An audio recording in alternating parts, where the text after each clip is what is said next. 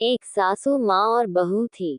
सासू माँ हर रोज ठाकुर जी पूरे नियम और श्रद्धा के साथ सेवा करती थी। एक दिन शरद ऋतु में सासू माँ को किसी कारणवश शहर से बाहर जाना पड़ा।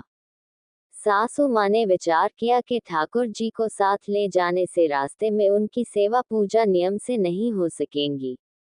सासू माँ ने विचार किया कि ठाकुर जी की सेवा का कार्य अब बहू को देना पड़ेगा, लेकिन बहू को तो कोई अक्ल है ही नहीं कि ठाकुर जी की सेवा कैसे करनी है।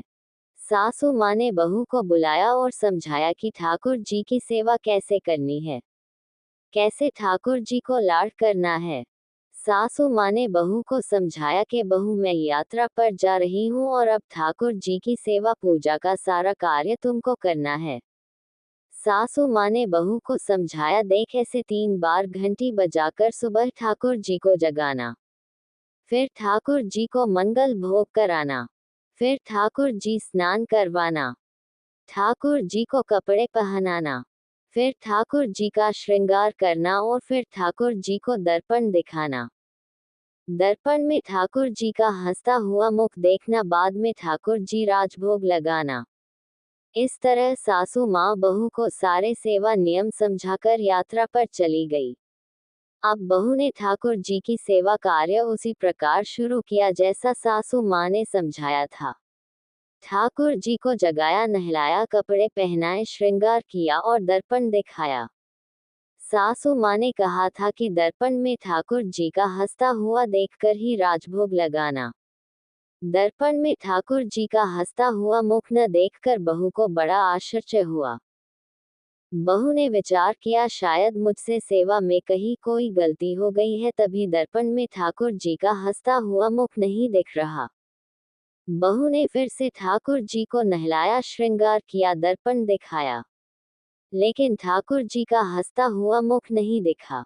बहू ने फिर विचार किया कि शायद फिर से कुछ गलती हो गई।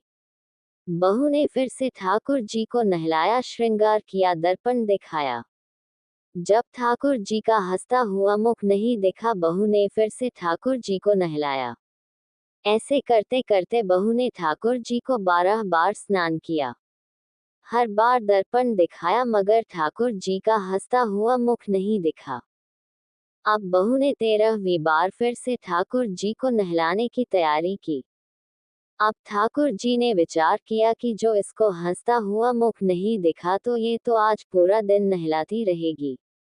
अब बहू ने ठाकुर जी को नहलाया, कपड़े पहनाए, श्रृंगार किया और दर्पण दिखाया।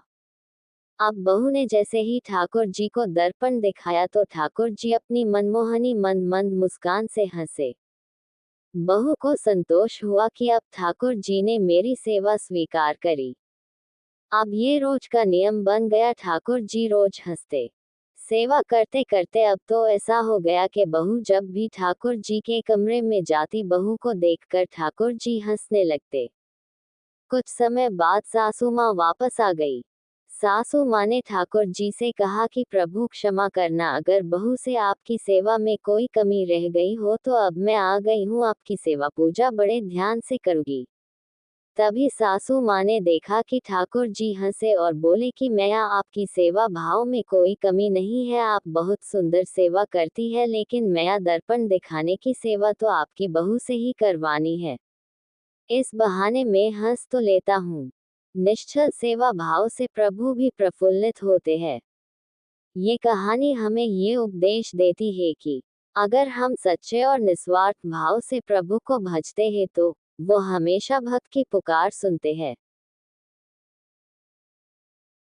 कहानी अच्छी लगी तो लाइक, शेयर एंड सब्सक्राइब कीजिए।